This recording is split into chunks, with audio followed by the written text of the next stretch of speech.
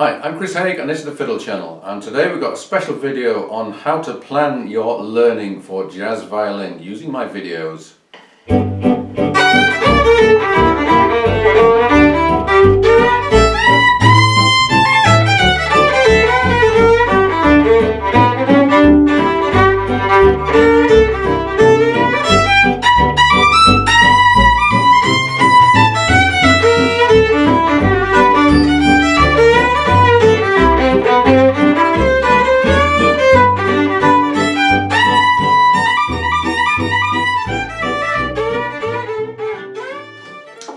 Now, I've been making these videos for about 2.5 years now, and I've covered all sorts of different styles, and there's been absolutely no plan to them whatsoever.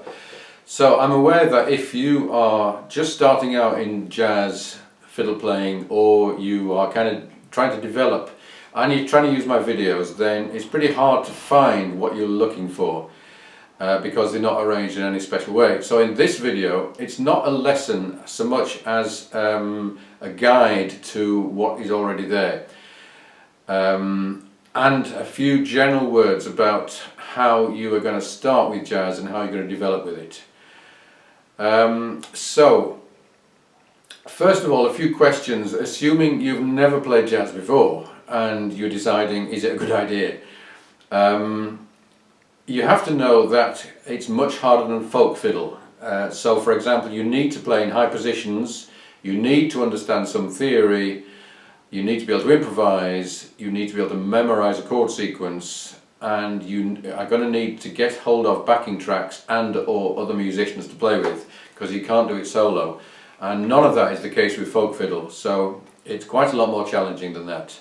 So I'll take you through some of the steps you're going to need with starting and developing with your jazz violin playing, and I'll come back shortly after that to listing some of the videos that are relevant to each of these stages. So first of all, you've got to learn a melody, and then lots of melodies. You've got to learn how to decorate those melodies to make them sound jazzy and not the same every time. You've got to start improvising on them, firstly using the major scale, secondly using the pentatonic scale, and thirdly using the blues scale. And then you've got to learn some standard licks that you can use. So that's your starting point. As you start to develop from there, after maybe several years, then you want to start understanding and using chords properly. You want to improve your phrasing, you want to vary your bowing, you want to be able to structure a solo and learn about different types of jazz. And I'll now refer you to some of the videos that are relevant to each of those steps. So when it comes to easy tunes, a couple of really good ones are Out of Nowhere and Dinah. And the Out of Nowhere video shows you how to take a simple melody and to decorate it. And there are several other videos that do the same thing. Rose of the Picardy has a skeleton melody and then a decorated melody. After You've Gone has the same thing. La Vie en Rose, another lovely simple tune, starts with a melody and then goes into decoration. Honeysuckle Rose is another similar one. Dinah is an excellent one for being both a simple tune and one that you can really get started with improvisation on, because you can do either the major scale or the blues scale or the pentatonic scale on the sequence of Dinah. So I would say your first two melodies are going to be Out of Nowhere and Dinah. Pretty soon you're going to realise that your bowing is not doing the job, because swing bowing is very different from folk bowing or classical bowing. So I do have a video on swing bowing for the jazz violinist, and pretty early on you want to have a look at that. Pentatonic and blues scales are really important, and I've got quite a few videos on this. I've got 20 blues violin licks, which happens to be my most popular video. The major blues scale, which looks at jazz and also various other genres that use this scale, and that includes the very important fiddle capo, which allows you to do stuff like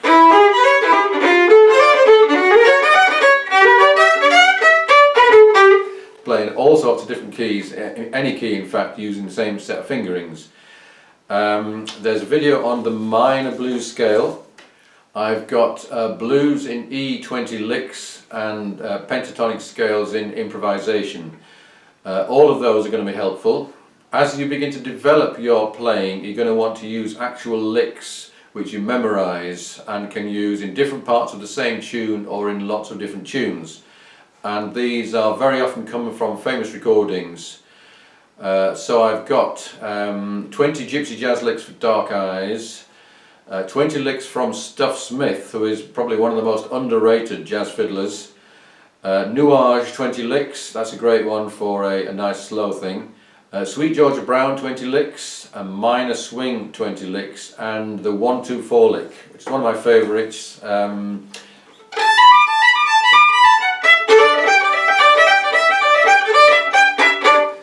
Because that fits, the 1-2-4 fingering fits very neatly into the pentatonic scale, so there's always a place where you can find that. When you're going to start understanding chords, it'd be helpful to look at my intro to the 2-5-1. The 2-5-1 being a particular chord sequence section which occurs in lots of different jazz tunes. I've got a video on rhythm changes, which is the chord sequence of I Got Rhythm, which is also used in lots and lots of other tunes. I've got one called Deciphering Chords, which explains different chord names and how you can make sense of them. 4-note chords looks at how to play a major 7, a minor 7, a 7th chord in any key, and most importantly it shows the fingering that you can use for that. And All of Me is a video which uses a lot of chord by chord soloing.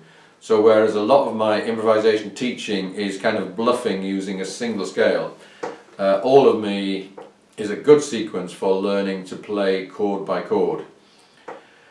When it comes to improving your soloing, I've got a nice video on 10 tips for jazz soloing, which looks at all sorts of different things like phrasing and developing a solo, that kind of thing.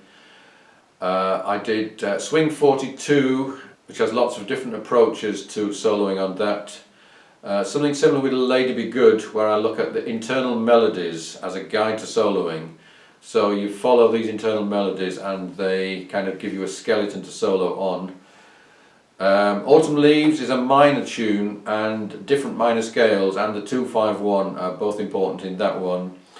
And quite a difficult tune, Swing Gitan, that's a really nice minor gypsy tune with lots of different strategies for soloing on that.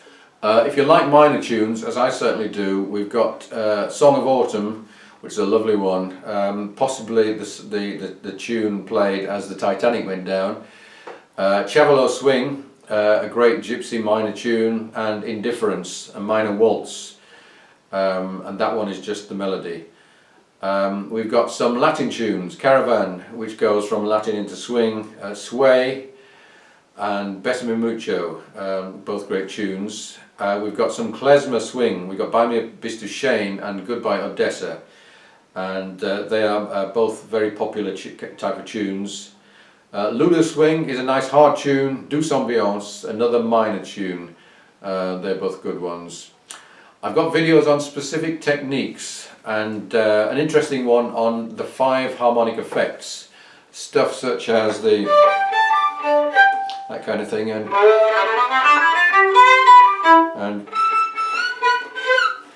all of which are really useful, particularly on slow tunes. We've got Daphne, which uses that particular pattern.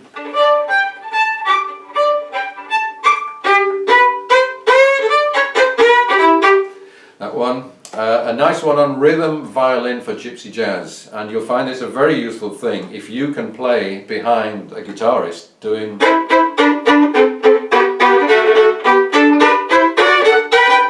that kind of thing, acting like a guitarist. That's a very useful skill.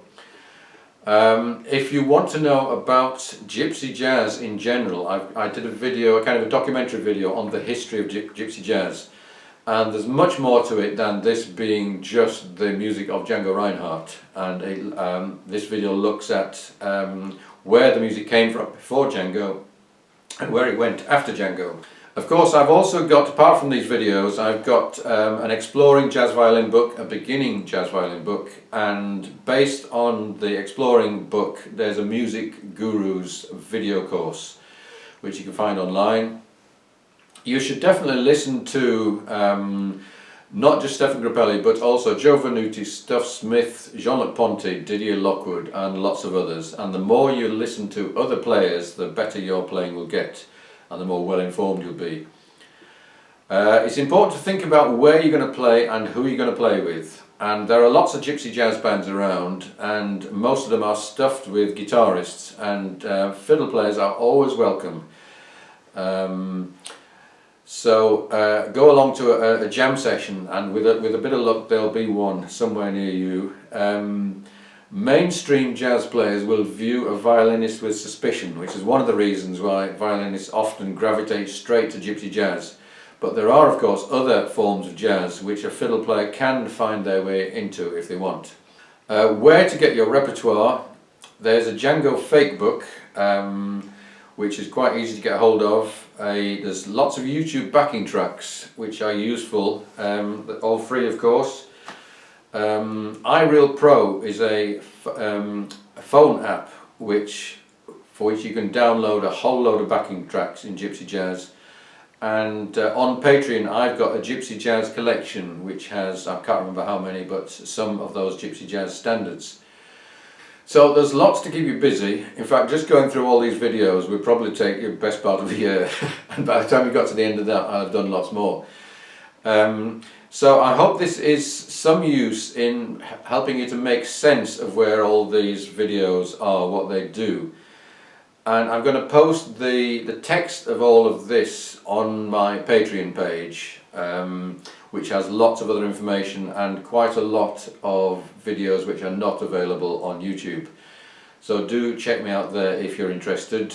I'm going to do more of these compendium videos for the other different styles. If you've got any particular requests in that sense, then do let me know.